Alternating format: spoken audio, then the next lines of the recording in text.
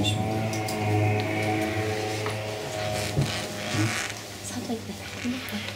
먼저 사도행전 15장 35절부터 41절까지 찾아서 같이 읽겠습니다. 신약 성경, 어제 성경은 215페이지인데 214페이지인데 사도행전 15장 35절부터 41절까지 찾으시면 우리 같이 함께 읽겠습니다. 시작. 바울과 바나바는 안디옥에서 일하며 다수한 다른 사람들과 함께 주의 말씀을 가르치며 전파하니라. 수일 후에 바울이 바나바더러 말하되 우리가 주의 말씀을 전한 각 성으로 다시 가서 형제들이 어떠하나 방문하자 하니 바나바는 마가라 하는 요한도 데리고 가자 하나 바울은 밤비리아에서 자기들을 떠나 한 가지로 일하러 가지 아니한 자를 데리고 가는 것이 옳지 않다 하여 서로 심히 다투어 피차 갈라서니 바나바는 마가를 데리고 배를 타고 구로로로 가고 바울은 시라를 택한 후에 형제들에게 주의 은혜를 부탁함을 받고 떠나 시리아와 기리아와 다녀가며 교회를 굳게 하니라. 아멘. 여기까지입니다. 잠깐 기도하겠습니다. 하나님 아버지, 오늘 저희들이 이제 사도행전 15장 끝부분의 말씀을 저희들이 공부합니다. 이 시간에 성령께서 저희들에게 임하시사 이 성경 속에서 읽었던 그 당시의 그 상황을 저희들에게 가르쳐 주시옵소서. 그래서 저희들이 더 깊은 뜻을 깨닫고 그리고 주님의 그 심오하신 주님의 그 깊은 비밀을 깨달을 수 있도록 허락하여 주시옵소서. 저희들의 생각과 저희들의 지혜로운 것을 알 수가 없사오나 우리 성령께서 함께 하시면 주님 그것을 더 깨달을 수가 있사오니 주님 가르쳐 주시고 깨닫게 해주시고 함께하여 주시옵소서. 주님 이를 통해서 주님 영광을 받으시고 저희들에게 다시 한번 주님 끝까지 정신 차리고 잘 끝까지 따라갈 수 있는 저희들이 될 수 있도록 꼭 도와주시옵소서. 예수 그리스도 이름으로 간절히 기도합니다. 아멘. 아멘.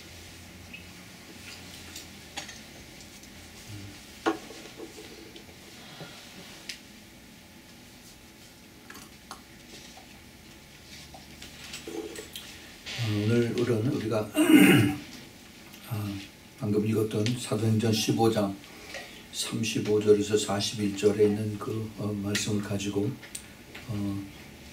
바울과 바나바의 갈라섬이라고 하는 이런 제목으로 같이 한번 우리 그 뜻을 한번 찾아보겠습니다. 성경에 여러 가지 스토리 많이 나오는데 특별히 하나님의 택함을 받은 그러한 종들이 열심히 일을 하다가 싸우고 갈라지는 이런 것은 극히 드뭅니다. 그런데 여기 지금 오늘 우리가 읽었던 것이 바로 그러한 장면이에요. 바울과 바나바라고 이렇게 15장 35절에 그렇게 얘기하는데 쭉 그 전에는 바나바와 사울이라고 하는 그런 표현으로 사도행전에 그렇게 기록됩니다. 바울은 사울이라고 했던 사람이 바울로 변화됐죠. 사도행전 13장 9절에 보면은 바울이라고 하는 사울이 성령에 충만했다는 그런 이야기가 나옵니다. 그러니까 사울이 바울이 된 거죠. 사울은 그 히브리 말의 사울이고 그다음에 그 바울은 헬라 말의 이름입니다. 똑같은 이름인데 이제 히브리 말에서 헬라 말에다 이름을 꽂힌 거예요. 처음에 그 사울이 예수님을 다메섹에서 만나고 나서 그다음에 성령이 충만해지니까 자기가 알고 있던 구약의 성경 지식이 그게 지식이 아니라 이제 영의 그 뜻으로 풀어지면서 이것을 너무 그 깊은 걸 깨달으니까 바로 당장 그 회당에 가서 그 유대인들에게 이것을 가르치기 시작을 했습니다. 그랬더니 유대인들이 처음 듣는 소리라 너무 이게 새롭기도 하고 또 어떤 사람은 전부 다 이것이 반대해서 바울을 쫓아내고 그다음에 막 돌로 치고 하는 그런 경우들 많이 하죠.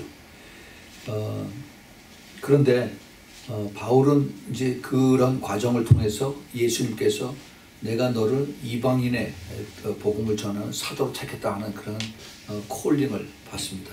거기에 대한 확신을 받아요. 그래서 바울은 그 당시에 이제 예수 그리스도를 믿는 사람들이 많이 있어지고 그 다음에 또 예수 그리스도의 종으로 그리스도의 그 제자들을 많이 컸었는데 특별히 사도 바울은 사울에서 바울이 된 그 바울은 이방인들에게 특별히 그 헬라인들에게 복음을 전하는 그런 것을 열심히 했습니다. 그래서 이제 그 바울을 유대인들에게 소개시켜주고 또 그 다음에 가서 또 변호해주고 하는 그러한 일을 바나바가 했죠. 바나바. 사도행전 13장 제일 처음에 보면은 거기에 안디옥 교회에 선지자들과 교사들이 있으니 곧 바나바와 니게르라 하는 시몬과 구레네 사람 루기오와 분봉왕 헤롯의 젖동생 마나인과 및 사울이라 해서 바나바가 제일 먼저 나오고 사울이 제일 끝에 나오는 것을 볼 수가 있습니다.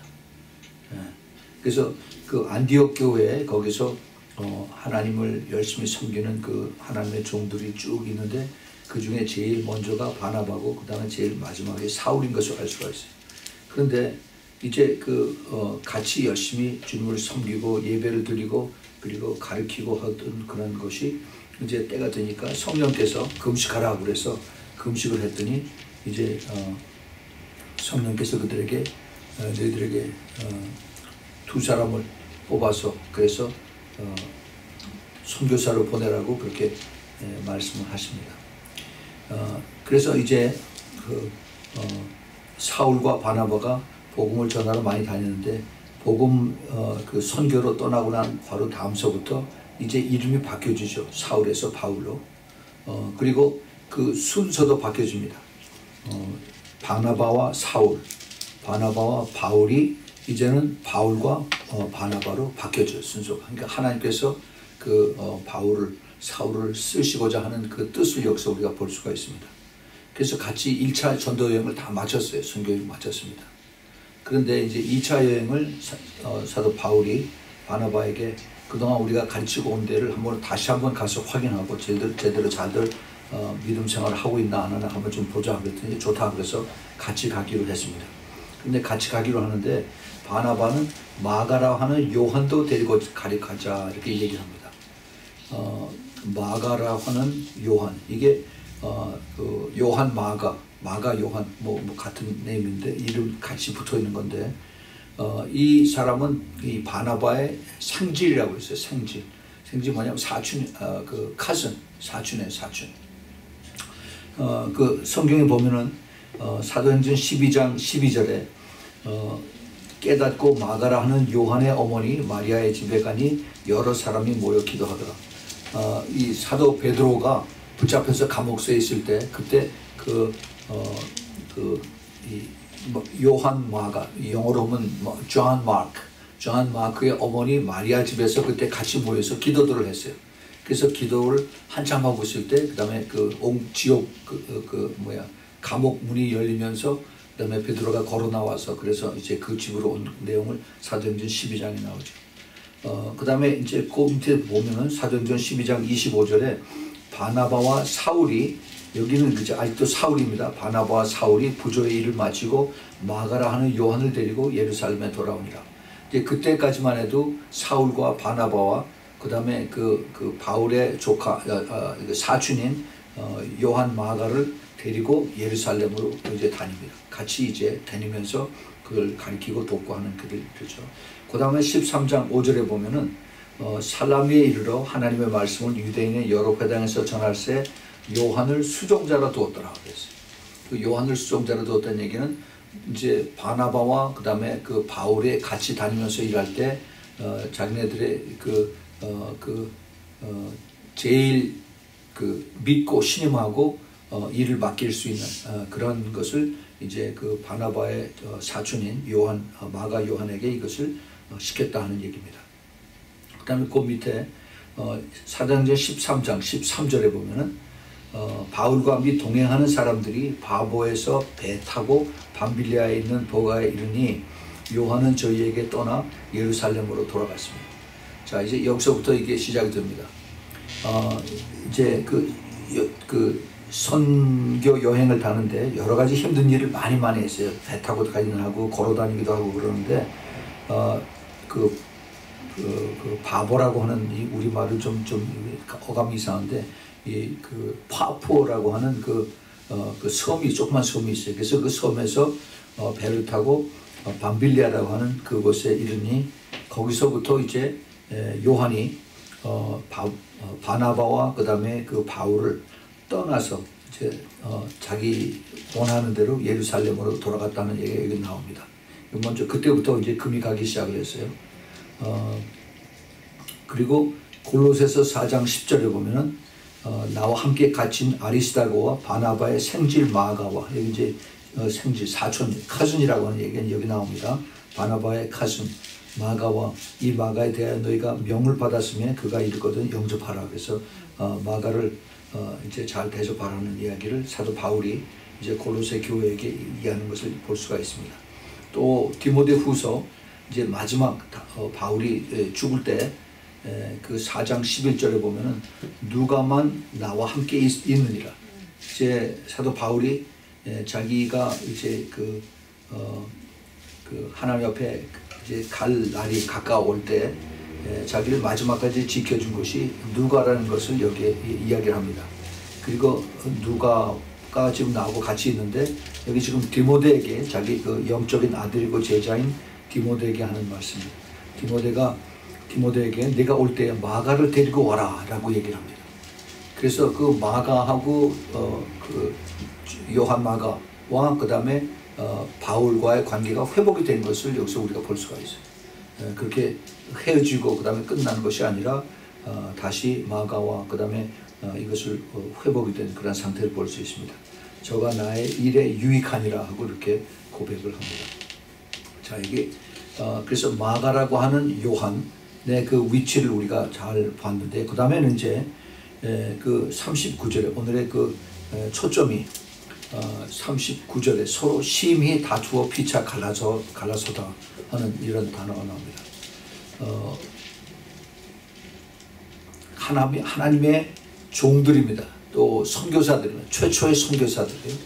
또 그리고 그 주님의 보내심을 받은 사도들인데 그런데 다들 성령이 충만한 그런 그 두 사람인데 서로 심히 다투어 피차 갈라섰다라고 했어요. 무엇 때문에 다투어서 갈라섰냐면은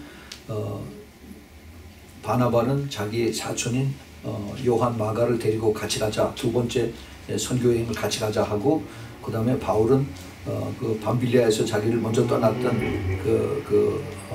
마가 요한이 같이 그 마음을 합치 못하고 순종하지 못하고 지 맘대로 한 것이 이게 로마 땅에서 옳지 않다라고 이렇게 해서 이제 사도 바울은 반대를 합니다. 그래서 결국 그것 때문에 서로 심히 다투어 피차에 갈라졌다 하는 이 내용이 나옵니다.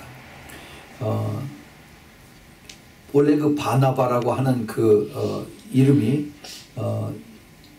이것이 이 사람의 이름이 아닙니다. 원래는 이 사람 이름이 그 사도행전 4장 끝에 보면은 4장 36절에 그 바나바의 고향이 구브로라고 하는데 구브로에서 난 레위인 족속이 있으니 이 이름은 요셉이라. 예, 요셉입니다. 바나바의 이름이 요셉이에요. 그리고 바나바는 자기 별명입니다. 사도들이 일컬어 바나바, 번역하면 권위자라 하니 그가 그 밭이 있으니 그것을 팔아서 가지고 사도들 앞에 발 앞에 두니라 그랬습니다.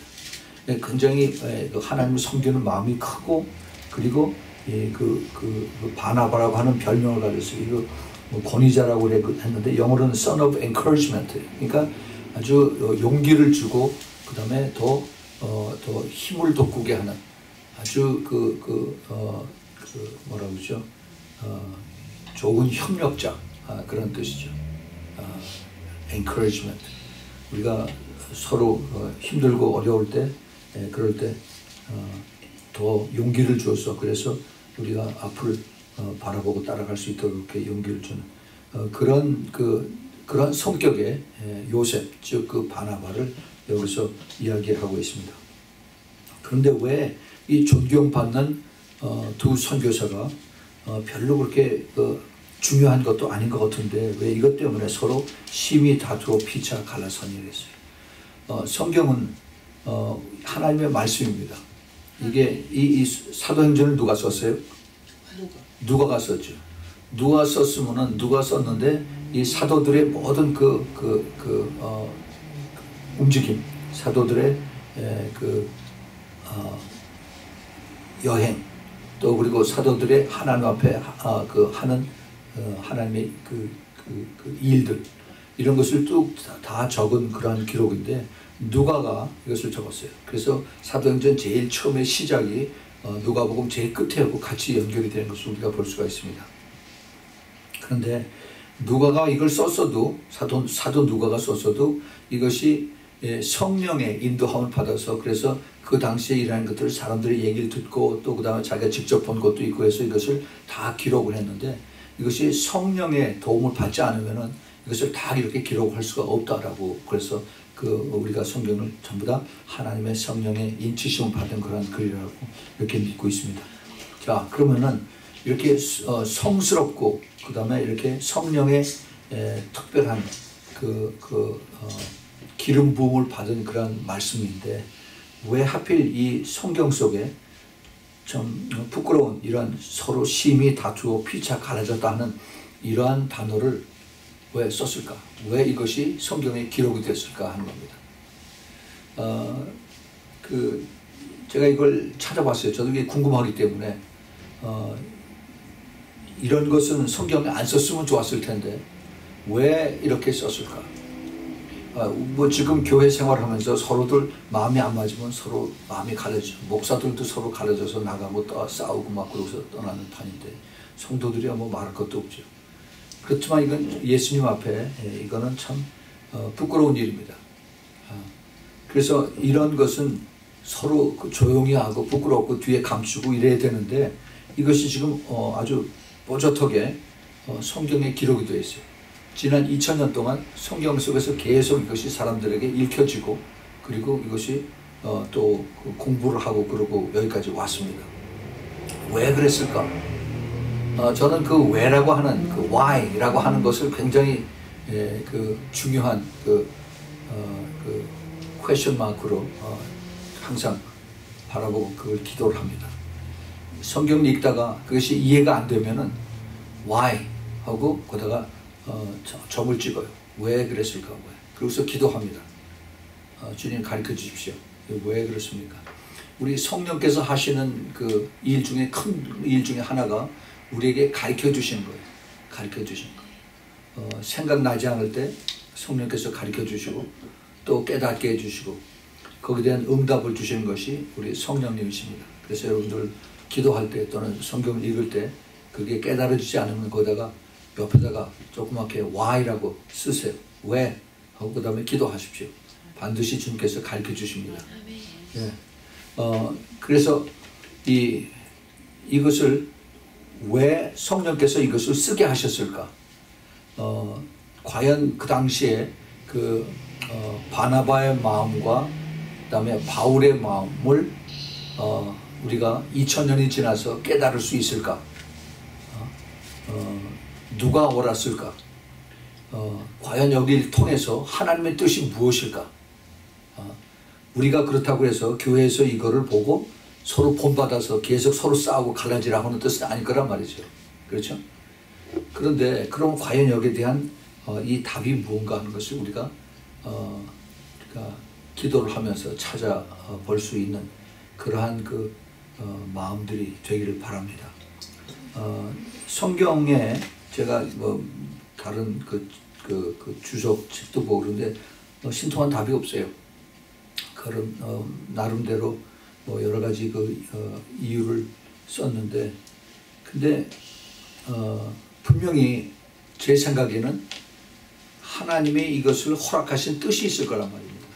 예. 왜 그 당시에 존경받는 거대한 리더들인데 바울과 바나바와 바울이 같이 잘 하나님의 일을 하다가 거기서 서로 마음이 안 맞아서 갈라섰을까? 굉장히 참 궁금한 그런 그 대목들을 제가 쭉 찾아보면서 기도하면서 저에게 눈에 띄는 그러한 구절들이 나오기 시작을 했습니다. 그것이 뭐냐 하면은 이제 15장 제일 끝에까지 우리가 읽었는데 이제 16장에 들어가 보면은 그 16장에서 거기 우리가 잘 아는 그 스토리 내용들이 거기에 나옵니다. 이제 사도 바울이 이제 마게도니아로 가는 그런 내용이 이제 그 사도행전 16장서부터 쭉 나오는데, 그런데 거기에 그 10절에 보면은 바울이 이 환상을 본 후에 우리가 곧 마게도니아로 떠나기를 힘쓰니 이는 하나님이 저 사람들에게 복음을 전하라고 우리를 부르시는 줄로 인정함이로라 그랬습니다. 여기에 좀 이상한 거 나타나지 않아요? 이상한 거 여기 눈에 들어오지 않아요? 예?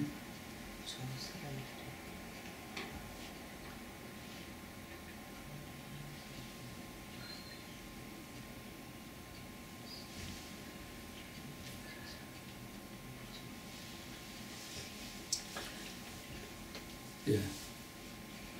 혹시 그렇게 깨달아지는 사람이 없습니까? 예? 한상을 보면 어떻게? 예, 큰 소리 얘기해보세요. 괜찮아요. 틀려도 괜찮아요. 예, 한상을 보면 우리가 그 마게도냐로 떠나기를 힘쓰니 한쪽이에요.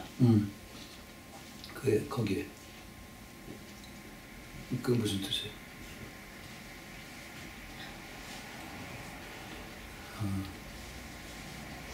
이거 가지고 지금부터 기도할까요? 네. 자, 제가 깨달은 거를 한번 같이 나눌게요. 보세요. 사도행전은 사도들의 그 하나님의 일을 해가는 그 움직임입니다. 그걸 성령의 행전이라고도 그래요. 성령 행전. 그런데 사도행전 제일 처음에 성령이 오시고 그 다음에 교회가 생기고 그 다음에 예수님의 제자들 특히 베드로와 요한과 그 다음에 나머지 11제자 나중에 그 마띠아라고 한 사람이 더 들어가서 12명이 돼서 그래서 복음을 전하다가 핍박받고 하는 것들이 쭉 계속됩니다. 12장까지 계속이 돼요. 그래서 베드로의 미니스트리, 베드로의 사역은 거기서 끝납니다. 근데 나머지 그 다음서부터 사도들의 미니스트리가 이제 바울과 바나바와 사울이 거기서 13장서부터 이제 시작이 되는데, 그런데 바로 거기서부터 이제 바나바와 사울에서 순서가 바뀌어요. 이름이 바뀌고 순서가 바뀌어요. 사울이 바울이 되고 그 다음에 바나바와 사울이 바울과 바나바로 바뀝니다. 그러니까 성령께서 바울을 들어 쓰시는 그것이 거기 15장, 16장, 13장 이후부터 쭉 나오기 시작합니다. 우리가 그런 것을 그걸 예민하게, 센시티브하게 그걸 볼 수 있어야 돼요.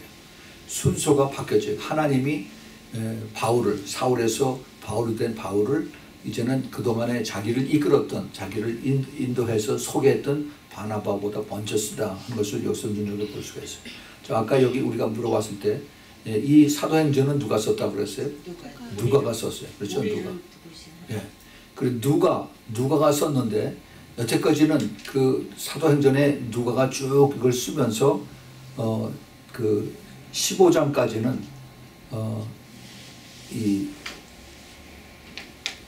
여기 그 쭉 쓴 현장에 그 사도행전의 현장에 자신을 나타내지 않고 있습니다. 그런데 16장서부터 누가가 자기 자신을 나타내고 있어요. 그게 뭐냐 하면 그 10절에 보면 우리라고 하는 단어가 나오죠. 우리라고 하는. 우리가 곧 마게도니아로 떠나기를 힘쓰니 이는 하나님이 저 사람들에게 복음을 전하라 하고 우리를 부른 자. 여기 우리는 바울 하나가 아니죠. 복수예요. 그러니까 바울과 바나바가 여기서부터 같이 다니는 걸 알 수가 있습니다. 예. 그래서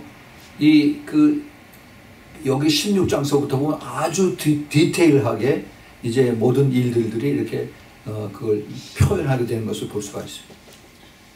이게 누가가 어디까지 사도 바울을 따라가느냐면 28장까지 갑니다.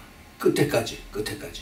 그러니까 사도 바울이 그 마지막에 연금되고 나중에 이제 아까도 우리가 읽었지만 디모데후서 4장에서 사도 바울이 이제 하나님 앞에 갈 날이 가까웠다는 그런 내용을 하면서 누가만 나와 같이 있다는 그런 내용을 쓴 것이 우리가 누가가 얼마나 충성된 사도 바울의 파트너였고 동역자였고 하나님의 일꾼이었던가 하는 것을 우리가 볼 수가 있어요. 예. 그래서 하나님이 우리가 그런 관점에서 이것을 보기 시작한다면은 왜 하나님이 바울과 바나바를 싸워서 서로 갈라지게 했을까? 사도 바울은 하나님께서 그를 부르실 때 유대인이지만은 너는 이방인에게 복음을 전하는, 특별히 헬라 사람들에게 복음을 전하는 그런 사도로 콜링을 허락하셨어요. 그래서 그것이 콜링을 할 때 그 이방 사람들에 대한 그 풍습, 이방 사람들에 대한 컬처, 이방 사람들에 대한 그 마인드셋, 이것을 잘 알아야 되는데 사도 바울 중에 그 제자들 중에서 같이 다니는 사람에서 가장 가까웠던 사람이 누가예요. 누가는 유대인입니까? 아니면 이방인입니까? 이방인이 헬라 사람이에요. 그러니까 아주 퍼펙트한 그런 매치. 누가. 그러니까 사도 바울과 누가가 서로 같이 다니면서 그 사도 바울은 누가를 통해서 헬라 사람들의 그 컬처를 배우게 되고 지식을 알게 되고 그 다음에 자기네들이 그 배우는 이러한 그 철학과 이런 그 지식 이런 것을 중요하게 것을 깨닫게 하고 또 누가대로 하나님의 그 택함을 받은 종으로서 사도 바울이 어떻게 하나님 앞에 이방인들의 복음을 전하는 그런 그릇을 쓰임받는 것을 자세하게 여기서 기록한 것을 알 수가 있습니다. 그래서 만약에 저는 그걸 생각해 봤어요. 만약에 바울과 바나바가 끝까지 사도행전 28장까지 이렇게 계속 같이 다녔다면은 그렇게 이것이 쓰여져 있을 수가 있나? 굉장히 아주 그 가능성이 휴박한 그런 거라고 생각을 해요. 사도 바울이 하나님 앞에 그 3차 선교여행까지 다니면서 나중에 로마에게 가서 붙잡혀 있을 때까지 그렇게 고난과 고통과 그 다음에 많은 그 핍박과 이런 것들을 같이 다니면서 이것을 경험한 것이 누가가 이것을 똑같이 경험하고 한 것을 여기서 우리가 볼 수가 있습니다. 그래서 하나님이 이것을 이렇게 나누게 하십니다.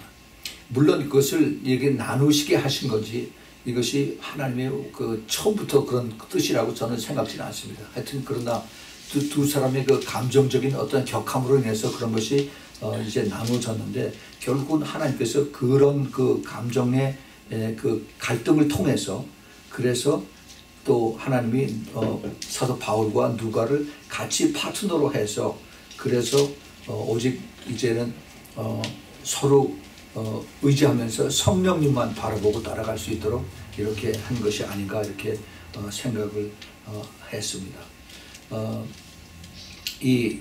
하나님의 일을 하는데 혼자서 하는 것은 참 어려워요. 힘듭니다. 그 파트너가 있다는 것이 굉장히 힘이 되고 도움이 됩니다. 하나님의 일뿐만 아니라 일반 보통 사람들의 사회생활에도 그렇습니다. 이것을 보면서 현 시대의 그 같은 원리를 우리가 한번 적용을 한번 찾아본다면은 어떠한 일이 있을까 하고 생각을 했는데 얼마 전에 미국의 트럼프 대통령이 그 국무장관이었던 렉스 틸러슨이라고 하는 사람이 있어요. 렉스 틸러슨. 이 사람을 바꿔쳤습니다. 경질을 했어요. 새로 된 사람이 CIA 국장했던 그 마이크 폼페오라고 하는 그런 사람이었습니다. 왜 바꿔쳤을까? 저는 그거를 보면서 이거 같이 한번 비교를 해봤어요. 바울과 누가를 하나님께서 짝짓게 하기 위해서 그 바울과 바나바를 서로 싸워서 갈라지게 했던 그 하나님이 혹시 여기에도 하나님 무슨 뜻이 있지 않을까. 그래서 이것을 제가 찾아보면서 도대체 그 렉스 틸러슨이라고 하는 전 국무장관 했던, 지금 아직까지 국무장관이에요. 3월 말까지, 이제 4월 1일부터 마이크 폼페이오가 이제 국무장관입니다. 지금 현재는 CIA 국장을 계속 하고 있어요. 그런데 그 두 사람을 비교해 가면서 어떠한 특징이 있는가 하는 것을 한번 제가 찾아봤어요. 혹시 여러분들 아실지 모르겠지만 렉스 틸러슨 이 사람은 비즈니스맨입니다. 렉선 오일 컴퍼니라고 아주 거대한 오일 컴퍼니의 CEO예요. 사장이고 그 회장인 사람입니다. 이 사람은 철저하게 그 비즈니스 마인드에서 커서, 그래서 그 회사가 크니까 다른 나라의 그 러시아의 그 대통령 푸틴이나 그다음에 외무상관 것들도 이제 그 돈의 위력으로 인해서 같이 서로 그런 그 관계를 유지하는 이런 것이 있어서 아마 트럼프 대통령이 그를 초대 국무장관으로 삼았는지도 모르겠어요. 이 렉스 틸러슨은 철저하게 그 회사의 이익을 위해서 일하는 사람입니다. 근데 그 이익을 가지고 이제 외교적인 제스처를 가지고, 그리고 이제 회사의 이익을 이루게 하는 이 사람은 이제 싸움을 하고 그다음에 뭐 이걸 서로 그 갈등하고 하는 것을 원치 않는 사람, 자기 그 백그라운드가 그래요. 그래서 서로 좋게 하고 그 대신 내가 이익만 챙기면 된다는 것이 이 사람의 자기 그 홀 라이프입니다. 그런 반면에 이 마이크 폼페이오라고 하는 사람은, 이 사람은 정치가 출신이에요. 캔사스 주의 그 위치타라고 하는 그 도시에 거기서 이렇게 투표돼서 뽑힌 연방 하원 의원 출신입니다. 하원은. 근데 이 사람은 굉장히 참 재미있는 사람, 굉장히 유니크한 사람입니다. 제가 그것을 찾아봤는데 한번 좀 여러분 들어보세요. 어떤 사람인가?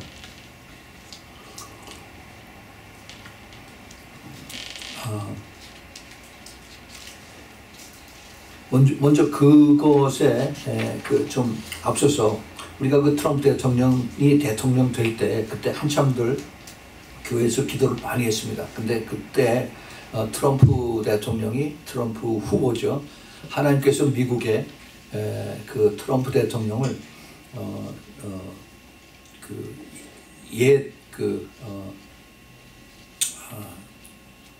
이스라엘 당시에 그 고레스 왕에 비교를 해서, 그래서 고레스 왕을 하나님이 이방 왕을 불러서 그래서 이스라엘을 돕도록 하는 그런 것으로 하나님이 그 트럼프 대통령을 그렇게 썼다라는 그런 얘기를 많이 했습니다. 그것이 하나님의 예언이다, 그렇게 얘기도 하고, 실제로 트럼프 대통령이 그 고레스 왕의 역할을 하는 그러한 일을 할 것이다. 그래서 많은 그 기대를 모았습니다. 지금까지도 그렇게들 기도를 하고 있습니다.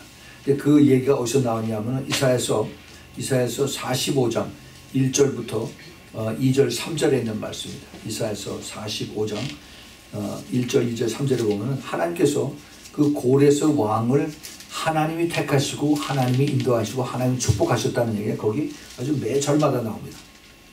보세요. 나 여호와는 나의 기름 받은 고레스의 오른손을 잡고 열국으로 그 앞에 항복하게 하며, 자, 그러니까 여호와 하나님이 고레스 왕, 이방 왕입니다. 고레스는 그 당시에 페르시아 왕이에요. 페르시아 왕. 그래서 그 이방 왕에게 기름을 부어서, 그래서 그 오른손을 잡고 모든 그 주위에 있는, 이스라엘 주위에 있는 모든 나라들에게 그 앞에 항복하게 하나님께서 하시겠다는 겁니다. 그리고 열 왕의 허리를 풀며 성문을 그 앞에 열어서 닫지 못하게 하리라. 그러니까 고레스 왕, 이방 왕을 통해서 이스라엘 백성들을 완전히 다 해방시키고, 그리고 내가 고레스에게 이르기를 내가 내 앞서 가서 험한 것을 평탄케 하며 논문을 쳐서 부수며 쇠빗장을 꺾고 내가 내게 흑암 중에 보화와 은밀한 곳에 심은 재물을 주어서 너를 지명하여 부른 자가 나 여호와 이스라엘의 하나님을 알게 하라. 아주 엄청난 축복의 말씀을 여기서 하는 것을 볼 수가 있습니다. 하나님께서 그 고레스 왕, 이방 왕을 축복을 해주고 기름 부음을 하시고, 그 다음에 또 재정적인 큰 축복을 주어서 그래서 이스라엘을 하나님이 도울 수 있도록 그것이 한 것이 바로 이스라엘의 하나님 여호와다 이렇게 여기서 선포를 하십니다. 이 말씀이 바로 지금 그 트럼프 대통령에 임한 것이라고 많은 미국의 크리스천들의 또 그 예언가나 기도하는 사람들이 이렇게 얘기를 하고 지금까지도 이렇게 기도를 하고 있습니다. 자, 그러면은 트럼프 대통령이 렉스 틸러슨을 내보내고 마이크 폼페오를 미 국무장관 후임 자리로 이제 임명한 것이 어떠한 뜻일까? 이것을 우리가 한번 찾아보기를 원합니다. 이 사람은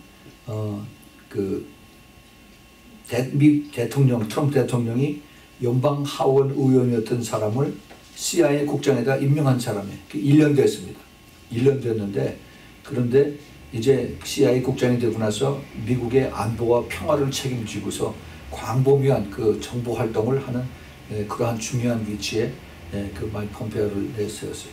근데 이 마이크 폼페오가 이 사람이 CIA 국장이 되고 난 다음에 굉장히 아주 액티브하게 이런 일을 했는데 처음으로 CIA 안에 북한을 연구하는 그런 연구팀을 만들어서 그래서 어떻게 북한을 다뤄야 되는가 여러 가지 옵션들을 연구하는 그런 팀을 만들어서 트럼프 대통령에게 조언을 했습니다.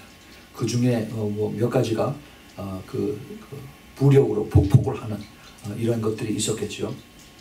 그래서 이제 그 트럼프 대통령과 호흡이 잘 맞는 그런 대북 강경파 그리고 둘이 다 철저한 크리스찬입니다.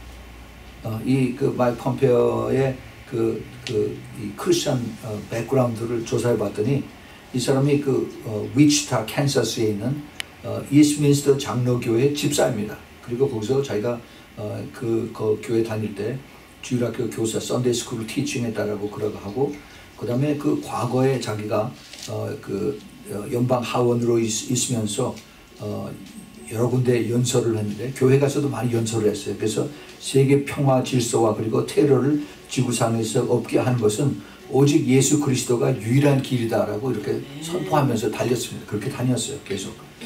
그리고 가장 미국이 주의해야 될 것이 이게 이제 오바마 대통령 있는 그 8년 동안에 있었던 그런 일들입니다. 미국이 급진적 이슬람과 싸움은 끝까지 계속되며 언제까지 계속되며 미국에서 휴거가 있는 날까지 계속된다 하는 얘기를 아주 공공연하게 했습니다. 아주 철저한 에반젤리컬 크리스찬에 2014년 오바마 대통령 정권 당시에 교회 그룹을 위한 메시지에서 이슬람 극단 분자들이 예수 믿는 사람들을 쓸어내리려고 한다. 이 세상을 지키기 위해서는 기도와 싸움을 계속해야 되고 예수 그리스도가 유일한 방법이다라고 그렇게 돌아다니면서 교회 리더들에게 얘기를 했습니다. 그 다음에 2015년 6월 달에 교회 그룹의 연설에서 캔사스의 유명한 설교자가 있습니다. 캔사스 주의 주의회에서 설교를 했던 아마 인터넷에 많이 떠돌아다녔었는데 조 라이트라고 하는 목사의 말을 인용하면서 미국은 우방 이상신을 섬기는 것을 다문화 정책이라고 하고 음란을 부추기는 오바마 정부를 삶의 선택이라고 한 것은 아주 잘못된 것이라고 비판하고 이러한 싸움은 진정한 교회가 이 땅에서 휴거될 때까지 계속될 거라고 이렇게 계속 이야기를 하고 전했습니다. 또 그리고 2014년 9월 내셔널 리뷰라고 하는 그런 언론의 기고를 하면서 오바마가 잘못 가고 있다라고 비난을 하면서 서방 세계까지 크리스천들을 핍박하는 공산주의 이슬람들이 지금 대량 학살을 하고 있다라고 그렇게 비난했습니다. 근데 거기에 비해서 오바마 정권에서는 크리스천들 핍박하고 학살하는데 도움을 하나도 안 준다라고 계속 그걸 비난을 했습니다. 또 그다음에 2013년 보스턴 마라톤 대회 그 폭탄 사건 이후에 그때 3명이 죽고 250명이 부상을 당했는데 모슬렘 테러들을 비난하면서 이들의 종교가 잘못 가고 있는 것은 전적으로 모슬렘 리더들에게 있다고 지적을 했습니다. 그것을 얘기한 사람은 이 마이크 폼페오밖에 없었어요. 그 당시에 연방 하원 의원이었는데 2015년 12월에 역사적으로 서구의 크리스천과 중동의 이슬람 세력의 대립을 설명한 그러한 현 이란에 대한 정책을 오바마 정부가 우호적으로 도와주는 정책이 크게 잘못된 것이라고 그렇게 경고를 했습니다. 그래서 이렇게 그 확고한 신념과 비전을 가진 그러한 폼페오 CIA 국장이 미국 국무장관의 자리에 이제 4월 1일부로 임한다는 것은 이게 북한과 또 남한에 매우 부담이 되는 그러한 것으로 이제 생각이 될 수가 있습니다. 그래서 특별히 5월 달에 트럼프와 김정일의 그 정상회담의 주축이 이제 새롭게 당시에 이제 국무장관이 되는 폼페오와 트럼프 사이에 진행되는 이러한 평화적으로 시작이 되어서 결론이 평화적으로 이루어질 것이라 하는 그 언론들의 예측은 크게 실망시킬 수도 있다 하는 그런 이야기를 보내고 있습니다. 그동안 미국 정부가 확인한 북한의 중동 지방에 관한 것은 뿌리가 무척 깊습니다. 1950년, 60년대부터 소련제 무기 탱크 트럭들을 이란에 대해서 이제 소련에 직접 판매한 것이 아니라 소련이 북한에게 주고 북한이 그걸 가지고 이제 이란과 이라크에 가서 판매했습니다. 특별히 이란과 이라크 전쟁 때에는 이란에게 스캇 B 미사일을 판매하고 그 후에 스캇 C, 스캇 D 중거리 유도탄을 이란에게 팔았으며 북한은 사피르 2라고 하는 그 두 단계 미사일과 그 다음에 세질 고체 연료 미사일을 그것을 그 테크놀로지를 가리키고 또 그것을 팔았습니다. 이란과 북한은 오랫동안 그런 사고 팔고 또 돈을 또 오일로 받고 하는 이런 것을 오랫동안 계속해 왔는데 그 후에 북한이 팔은 시합 3라고 하는 그 다단계 로켓 미사일은 북한의 노동 미사일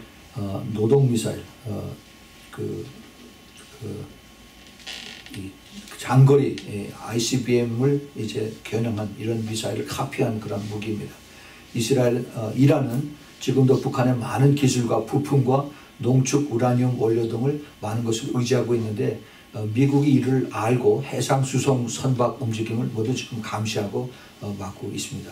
만약에 미국이 철저하게 지금 그 북한의 이런 선박으로 그 해상 선박으로 이란을 돕고 있는 이런 것을 철저하게 막는다면은 지금 거의 마지막 단계에 있는 이란의 핵 개발 또 로켓 개발이 여기서 아주 힘들은 거의 완성 단계에서 이것을 하지 못할 수 있는 그런 위치에까지도 갈 수 있다라고 지금 그렇게 미국 CIA에서 이것을 보고내고 있습니다. 이스라엘과 중동 평화 문제는 직접 간접으로 북한의 연결이 시리아의 아사드 정부와 테러 조직들 하마스와 그다음에 헤즈볼라 또 팔레스타인 등등 모든 악의 축들이 다 연결이 되고 있는 것을 우리가 압니다. 이것은 그냥 막연하게 북한과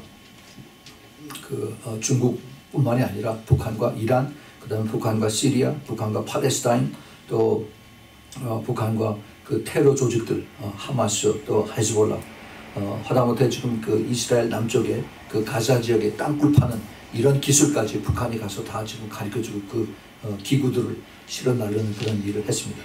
철저하게 사탄의 그 앞잡이 노릇을 북한이 숨겨가면서 거짓을 그렇게 시간을 벌어가면서 거짓말로 다 이렇게 평화 협상 테이블에 나온 것을 우리가 여기서 볼 수가 있습니다. 자, 이런 것들을 쭉 보면서 과연 그 트럼프 대통령과 그 다음에 그 새로 이제 임명이 되는 마이크 폼페오 그 미 국무장관 이 사람의 그 서로의 신뢰감과 서로 같이 협동해가면서 앞으로 미국의 그 대외 정책 이 공산 국가뿐만이 아니라 이제는 그 중동 지역의 무슬림 상대로 하는 이러한 그 대외 정책 또 북한과의 이제 임박한 그런 대외 정책들을 우리가 이제 앞으로 조심스럽게 내다볼 필요가 있습니다. 우리가 잘 아는 마태복음 24장 32절에서부터 35절에 그 무화과 나무의 비유는 이스라엘에 가까운 장래와 그다음에 그 계속해서 이제 요 다음 주말에 이번 주말 요 다음 주말이 6월절이 있습니다. 요 다음 주 금요일이 6월절이 시작인데 6월절 그다음에 5월 14일 날 건국 70주년 기념 또 5월 14일 날 미국 대사관이 예루살렘으로 이전하는 문제 또 그리고 이스라엘 그 역사 속에서 70년이라고 하는 그 세대 중요한 것들이 모두 다 트럼프 대통령과 이스라엘의 네타냐후 수상은 물론이고 또 김정은 회담까지 다 이것이 다 연결이 되어 있는 것을 볼 수가 있습니다. 이슬람 테러리스트들은 이 기회를 절대로 그냥 내버리지 않겠다라고 지금 벨르고 있습니다. 그래서 지금 큰 폭동을 일으키는 테러 폭동을 일으킨 그런 것을 이제 준비를 하고 있는데 이 CIA에서 또 그리고 이스라엘의 그 모사드 이 그 정보망들이 이것을 지금 탐지하고 서로 협력을 하고 있습니다. 지금 이런 때 우리가 지금 이러한 것을 하나님이 왜 허락을 하셨을까? 우리가 지금 바울과 바나바가 갈라서는 것을 그걸 계기로 해서 이제 그 바울과 실라가 같이 연합해서 가는 이것이 지금 혹시나 하나님께서 마지막 때 고레스 왕으로 임명을 한 그러한 그 상징적인 트럼프 대통령이 이제 마이크 폼페이오하고 같이 이제 하나님의 뜻을 이루어가는 하나님께서 그 길을 열어줘서 하나님이 축복해주고 그 다음에 하나님께서 그 이방의 길들을 다 열어놓는 그렇게 약속을 했는데 혹시나 이것이 지금 하나님의 뜻이 여기서 이루어지지 않는가 하는 그런 방향에서 우리가 이것을 보고 있습니다. 자, 그래서 그 이스라엘에 대한 하나님의 관점이 이제 불과 이제 다음 주부터 시작을 해서 앞으로 2달 동안에 이게 굉장히 중요하게 연결이 되어 있습니다. 이스라엘뿐만이 아니라 이제 그 남북한의 문제도 이제 앞으로 2달 안에 이것이 중요하게 됐어요. 문 대통령이 앞으로 2달이 대한민국의 그 사화를 결정하는 중요한 일이 있다라고 그 사람도 얘기를 그렇게 했습니다. 자, 근데 여기서 우리가 한 가지 더 나아가서 생각해 보면은 예수님께서 마지막 때의 그 상황을 노아의 때와 같고 롯의 때와 같다라고 그 말씀하셨어요. 그 뜻이 과연 무엇일까? 여기다 한번 우리가 적용을 해 봅시다. 노아의 때의 특징이 뭡니까? 노아의 때 사람들이 그냥 평범하게 잘 살았어요. 먹고 마시고 그 다음에 시집가고 장가가고 비즈니스 잘 됐습니다.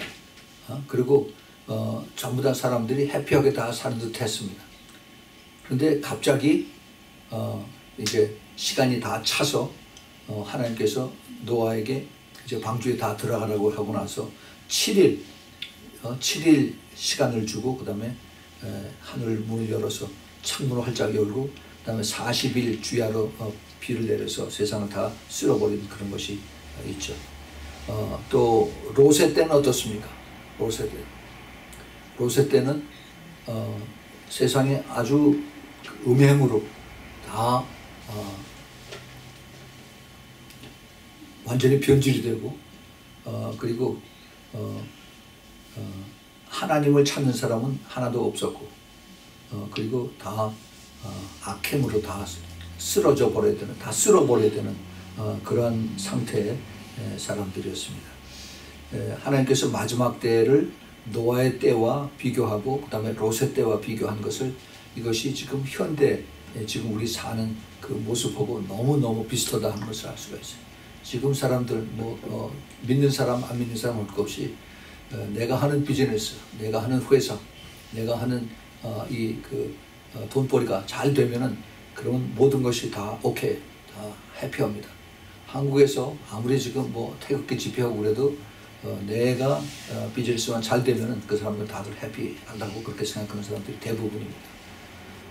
그런 반면에 계속해서 사회적으로 또 도덕적으로 너무너무 악해지고 그리고 지금 인권위원회가 이래서 또 동성연애자들 이것을 적극적으로 밀어주는 그러한 방법을 지금 정부에서 헌법으로 이것을 보장을 하려고 지금 애들을 쓰고 있습니다. 이런 것을 볼 때 지금 이러한 사인이 노아의 때와 같고 롯의 때와 같다는 그 주님의 그 말씀하고 아주 똑같이 맞아떨어져 가는 것을 우리가 볼 수가 있습니다. 예, 바로 그때가 주님의 구원이 가장 가깝게 다가오는 그런 때가 아닌가 우리가 생각을 해볼 필요가 있습니다. 주님께서 이런 사인을 보거든 위를 보라라고 했어요. 위를. 주님의 구원이 심히 가깝다라고 그렇게 말씀하십니다. 우리는 우리가 이 세상에 살지만은 영적으로는 예민하게 있어야 돼요. 그 영적으로 예민한 것이 우리가 기도하는 겁니다. 그래서 주님께서 때가 심히 가깝다 하는 것을 우리에게 가르쳐 주시면 우리의 삶의 우선순위가 빨리 바뀌어져야 돼요. 그 사람들 지금 자꾸 혼탁한 세상에 있는데 다른 사람들처럼 내가 그 비즈니스가 잘 되고 내가 주머니에 돈이 들어오면 나는 괜찮다라고 그렇게 계속 생각하면 롯의 처처럼 됩니다. 롯의 처 알죠? 롯의 와이프. 뒤를 달아보고 그 다음에 소금 기둥이 된 그 롯의 와이프. 그러한 것을 주님께서 네가 롯의 처를 생각하라고 했어요. 많은 사람들이 지금 그 사인을 이제 적그리스도가 나오는 그 사인을 바라보고 이제 그 휴거를 기다리는 그런 사람들이 있습니다. 근데 우리가 여기서 주의해야 되는 것은 휴거 이후에 바로 적그리스도가 나타난다라고 우리가 많이 그렇게 배워 있어요. 배웠습니다. 성경에 그런 비슷한 말씀들이 있어요. 데살로니가 후서 2장에. 근데 우리가 그걸 자세히 보면은 바로 이것이 그 휴거 이후에 적그리스도가 나타나는 그런 것이 아니다 하는 것을 우리가 알 수가 있습니다. 이거 잘 조심해서 봐야 돼. 왜냐하면 우리가 지금 현 그 시국이나 또 세계 정세 이런 모든 그 시스템이 설사 휴거가 일어난다 하더라도 이제 처음에는 모든 이 정부 기구나 또는 어떤 그 중요한 위치에 있는 사람들이 없어졌을 경우에 예를 들어서 트럼프 대통령, 그다음에 그 마이크 펜스 부통령, 그다음에 이제 그 마이크 폼페오 그 미 국무장관 이런 사람들이 휴거로 떠났다라고 한다면은 그러면 이제 큰 혼란과 이제 또 그것이 다시 진정이 되고 그다음에 이것이 다시 회복이 되고 할 때까지 시간이 걸리겠죠.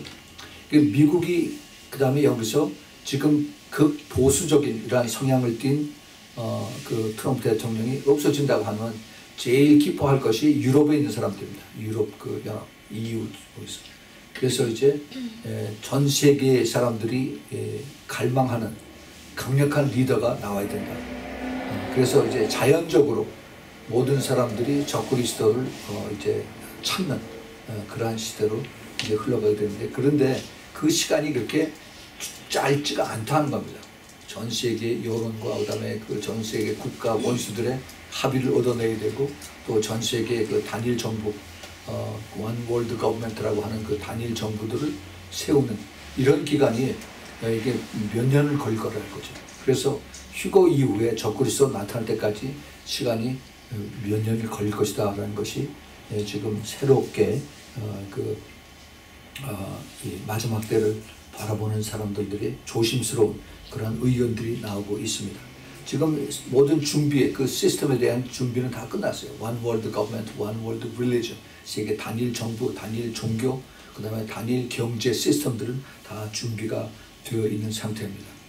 자, 그래서 우리가 이제 오늘 우리가 읽었던 그 사도행전 15장 마지막 부분에 바울과 그다음에 바나바가 서로 심히 다투고 갈라지는 이것이 하나님의 뜻에 의해서 그것이 이루어졌다고 한다면, 그래서 바울과 누가가 사도행전 끝까지 같이 가면서 하나님의 성령의 인도하심을 그걸 기록하는 그런 그 파트너로 둘이 사용했다면은 마지막 때 하나님께서 이제 그 트럼프 대통령과 또 그를 비롯한 그 강력한 크리스찬들의 연합을 통해서 이것을 이루어가는 그러한 그 하나님의 뜻이 있다 하는 것도 우리가 추측을 해보면서 우리가 이것을 위해서 기도를 해야 될 줄 믿습니다.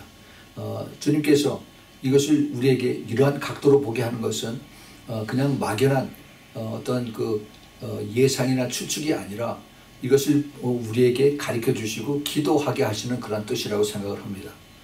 그래서 정말 이제 불과 일주일밖에 안 남았어요. 이제 일주일 조금 더 남았나?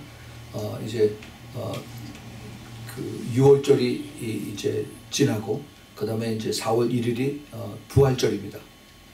그리고 이제 미국에서는 새로운 국무장관 그 렉스 틸러슨이 끝나고 이제 마이크 폼페이오가 국무장관으로 들어오고 그리고 더 강력한 이제 안보 체제로 이제 미국 대통령이 이제 중국과 러시아와 북한을 이제 대응하는 그러한 수장으로 국무장관을 세웠다 하는 것을 우리가 볼 때 이것이 앞으로 더 반대에 많이 부딪히겠구나.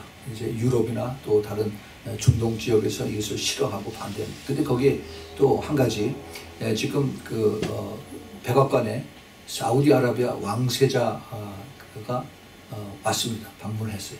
굉장히 젊은 사람인데 아주 강력한 그 사우디에 돈이 엄청 많은데 그 부정 축제를 했던 사람들 지금 다 그 왕세자의 자리에서 다 쫓아버렸습니다. 그리고 지금 새롭게 중동의 그 부흥을 일으키는 개혁과 부흥을 일으키는 그러한 아주 리더로 이제 존경을 받는 젊은 사람인데 39살인가 38인가 그런데 이 사람이 지금 트럼프를 방문해서 서로 같이 협력해서 일을 하자라고 합니다. 그래서 이 사우디아라비아뿐만 아니라 지금 그 주의를 따르는 12개 국가들이 같이 지금 외무상들이 모여서 이란과 그다음에 팔레스타인 이것을 옆에서 자기네들이 그 힘을 써서 그래서 이스라엘과 또 팔레스타인 여기 같이 그 평화 협상을 하는데 여기에 도움을 주겠다라고 이렇게 왔습니다. 앞으로 아마 굉장히 빨리 이런 협상들이 진행이 되리라고 생각을 합니다. 우리가 이것이 그 성경에 있는 것과 그 다음에 현 세대에 일어나는 것을 우리가 잘 보면서 어떻게 우리가 이것을 준비해야 되고 우리가 어떻게 기도를 해야 되나 이것을 우리가 참 심각하게 생각을 해야 됩니다. 아까도 말씀을 드렸지만은 우리가 이런 그 성경에서의 이런 그 한 단어가 마지막 시대에 우리가 살고 있는 이 시대에 어떻게 왜 이것이 가깝게 다가오는가 하는 것을 우리가 기도하면서 하나님께서 우리에게 이 주신 말씀을 가지고 더 큰 깨달음이 있는 그래서 기도해서 이것을 붙들고 더 우리가 더 영적으로 깨어있는 그런 우리가 되길 꼭 부탁을 드립니다. 같이 기도하겠습니다. 사랑하는 아버지 하나님 오늘 이 저녁에 주님께서 저희들에게 그 사도행전 15장에서 바울과 바나바가 서로 갈라지는 그 속에서 저희들에게 또 깊은 새로운 또 깨달음을 주신 걸 감사합니다. 주님 저희들이 영적으로 게을리하지 않도록 도와주시고 더 예민해져서 주님 앞에 기도할 때 주님께서 저희들에게 더 자세하고 더 깊은 것을 또 가르쳐 주시고 깨닫게 해주는 그런 놀라운 은혜가 있게 허락하여 주시옵소서. 그래서 마지막 때를 살면서 주님의 세미한 음성을 듣고 주님의 그 하늘에서 나팔 소리 하나도 듣지 못하고 또 잠자는 자가 나지 않도록 도와주셔서 예비하고 준비하고 주님을 갈망하고 사모하는 우리 모두 되도록 꼭 도와주시고 축복하여 주시옵소서. 이 모든 말씀 우리 주 예수 그리스도의 이름으로 간절히 기도합니다. 아멘. 아멘. 아멘.